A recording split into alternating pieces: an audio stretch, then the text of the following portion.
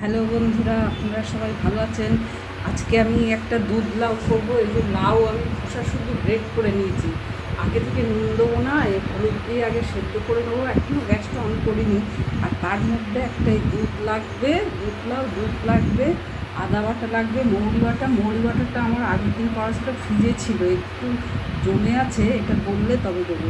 আর এই তেল বাটা লাগবে, তেল, আদা। গ্যাসটাকে অফ করে রেখেছি, এতে জিরে, তেজপাতা, শুকনো লঙ্কা ফোড়ন দেওয়া আছে। এবার দেবো গোলমরিচ আর একটু দেবো এই যে হিং, ফোড়ন দিয়ে মশলাটাকে ঢেলে দেবো। হিং ফোড়ন দিলাম। এবার মশলার মধ্যে ওই যে আগেই বলেছি কষে ফোড়নের সাথে দিয়ে দিয়েছি লাউ, আদা, মৌরি, তিল বাটা, পুঁই শাক আর ডগার দিকে কচি কচি ডাঁটাগুলো নিয়েছি।